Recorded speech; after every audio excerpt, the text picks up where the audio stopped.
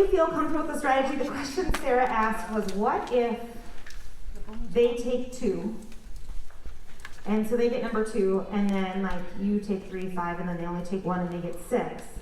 You might be in a spot where you can't win.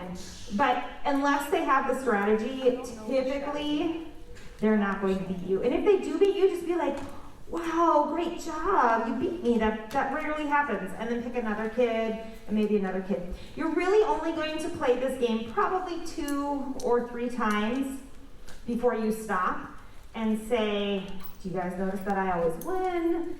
Is it possible that I have a strategy? How do strategies help us in life or in school? Then you hand out those green packets. And by the way, when we do this next week, you'll be getting a bag with all your supplies. You're going to fold them like this. So when you hand it out to them, they're only looking at the strategies for success. Okay? And that's where you stop, and you're going to have them brainstorm what they think will make them successful, and you're only going to write down 5 things. Then you will come back and teach them the strategy and let them practice. And then we move on to our outro. But these questions, these process questions, they're in your handbook. So go to your handbook to the page that says One Left. And let's add a few notes. I kind of put lines in here and I split this activity up. So I drew, what page is it on in your book, guys? 12. Okay. So I drew a line after number 7. Okay, and that would be like part 1, steps 1 through 7. So do the intro. I know this cool activity called One Left. Who wants to play it with me? See if you can challenge. Put out your 15 objects. When you play this game, so they're going to be in a circle in the classroom. You're going to sit next to the student, but not in the middle of the circle. Okay, so you're kind of on the outside of the circle with them, so everybody in the circle can see what you're doing. Okay, so you're sitting side by side, and then maybe Lily wants to play, and then I'm going to move over next to her and sit next to her and keep the objects in front of us in the circle so everyone can see. Okay, so you're going to do that a couple times. Then you're going to move to these process questions. We got to memorize these process questions. These are incredibly important. So question 1, repeat after me. Do you notice that I always win? Do you notice that I always win? Why do you think that is? Why do you think that is? Is it possible I have some information? Is it possible I have some information that you don't? Or a strategy that helps me win every time? Or a strategy that helps me win every time? Do strategies help us in life or school? Do strategies help us in life or school? Why? Why? What are some strategies that can help us succeed in middle school? What are some strategies that can help us succeed in middle school? Okay. One more time. Do you notice that I always win? No. You notice I always win. Do you think why do you think that is? Why do you think that is? Is it possible I have some information or a strategy that helps me win every time? Is it possible that I have some information or strategy that helps me win every time? Do strategies help us in life or in school? Do strategies help us in life or in school? What are some strategies that can help us succeed in middle school? What are some strategies that help us succeed in middle school? Okay, so in the bottom corner we have that what's important road sign. Go ahead and write in there, it's important to sit by them so everyone can see and on same level.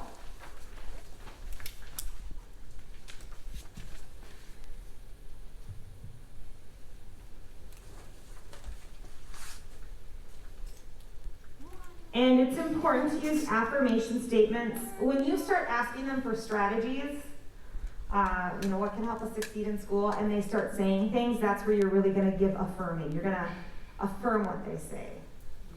Be positive about whatever strategies they're offering. So if they're like, you should leave all your homework until the night before the end of the unit and do it all, you could say, yes, that's one way to do it. But you might find some other helpful ways. Just try to affirm your ideas. What's wrong with that? What's wrong? That's what I do. Shooting it down. Okay, and then the other thing I want you to write down is 2, 6, 10. Those are your magic numbers, 2, 6, 10. Step 8, you can put a line under step 8, because that's part 2. So it's like part 1, steps 1 through 7. Part 2 is step 8.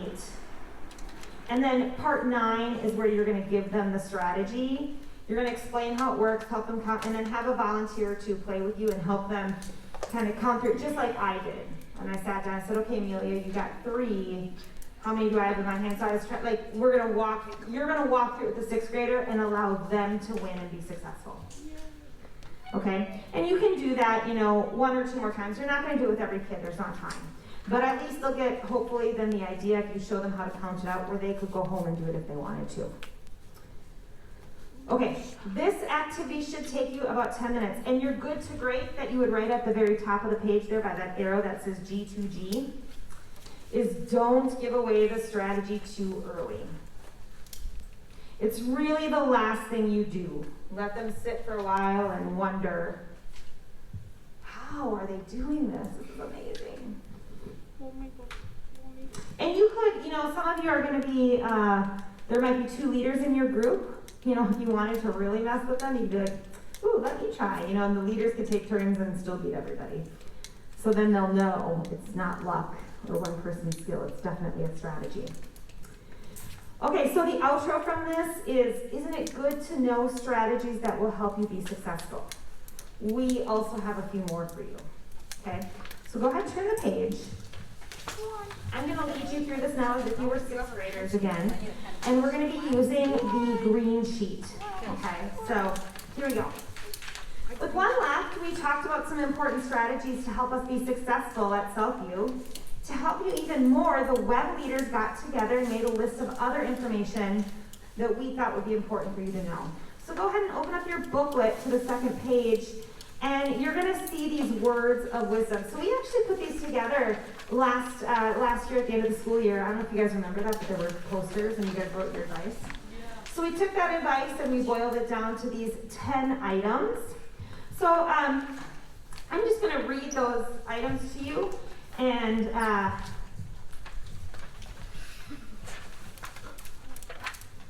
go through it. So the first one we have is be open to trying new things. There's a lot of new opportunities. This is a new school for everyone. Be open to maybe trying something new. Maybe you want to try the play, or maybe you want to sit with somebody else at lunch. Be open to that idea. That kind of leads into part 2 here. Be inclusive. Open your doors to all people. We've got a wide variety of people at Southview. This is an opportunity for you to get to know people, all sorts of different people. And people don't have to be your best friend for you to be inclusive, right? You can be friendly to people and be kind even if you're not going to be best friends.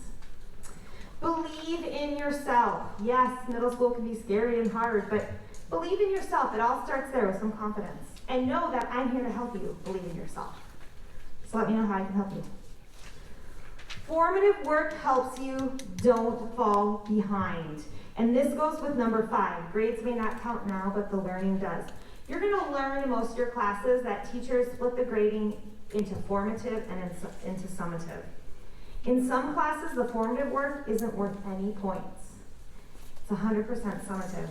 That doesn't mean that you should skip the formative work, because the formative work is where teachers are going to give you feedback and make sure you're ready for that summative at the end of the unit.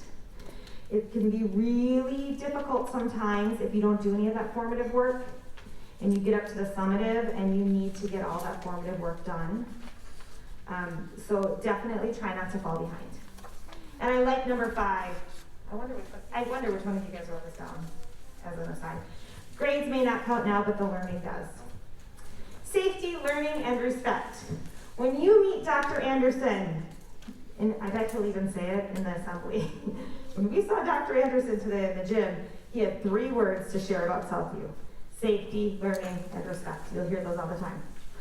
Number 7, don't be afraid to ask questions and trust your teachers. They're there to help you.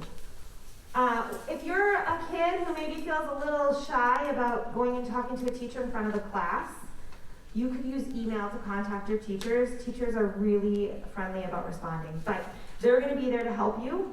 So reach out to them if you have questions. Don't stress. It's easy to say and harder to do.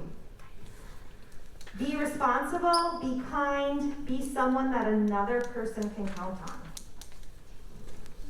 Balance friends in school. Your life should not be all friends and no school, nor should it be all school and no friends. Try to find a balance where you can do both. And the last one, check Schoology and your email every single day.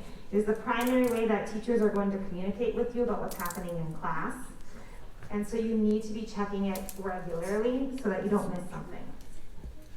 So those are words of wisdom from us to you.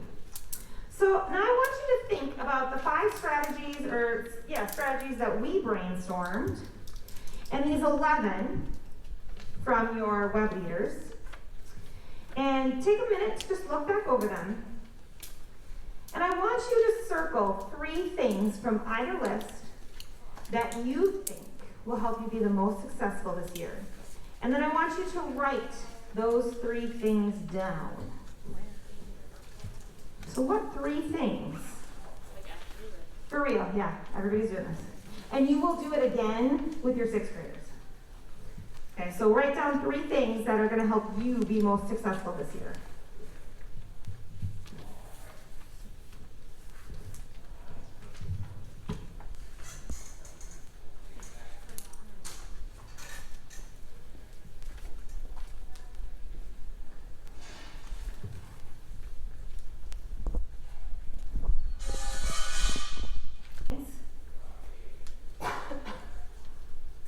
Go ahead and read that promise at the bottom. I promise to try my hardest to do these 3 things so I will be successful in middle school. Signing my name below means I am making a promise to do my very best all year long. So go ahead and sign that.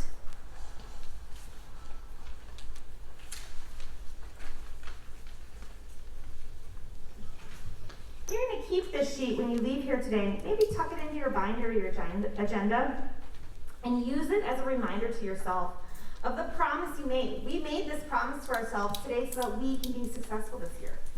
So it's important that we keep it. All right, now let's flip over to the very back page of our packet here. Here's a spot where we can make sure we remember our awesome group from today.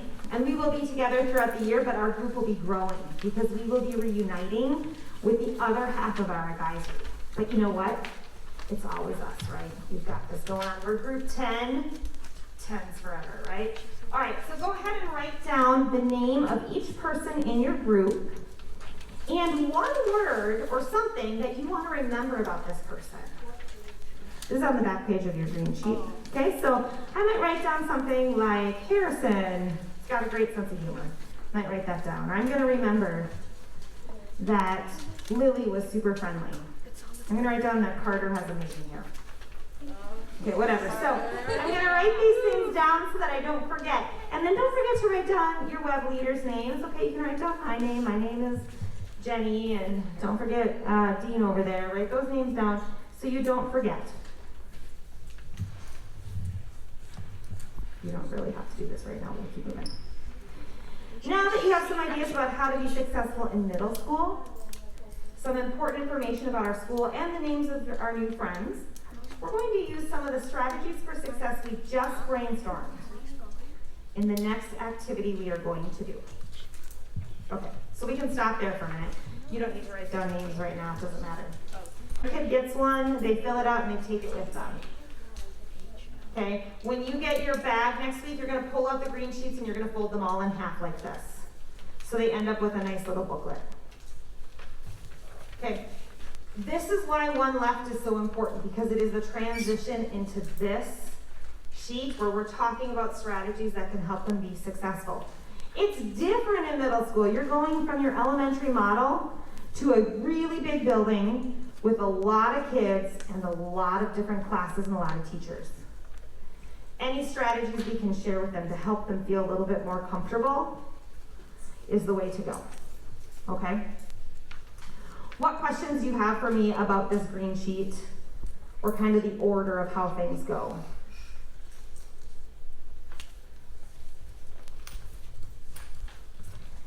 All these activities are going to go much faster when you're running them with 6th graders. But every activity at the top, hopefully you've noticed, it kind of gives you an idea of how long it should take. You wanna, it's okay if you go a little under, but you wanna try not to go over. It is a common problem that 8th grade leaders at the end of the day come back to the gym and say, we ran out of time. Totally common. As we plan this afternoon, you might look at the activities. We wanna make sure that we do the name ball scramble. We wanna make sure we do my world, but you might skip like what's my favorite. You know, there are some things you could maybe skip to make up time, to make sure you get it all in if you're falling behind.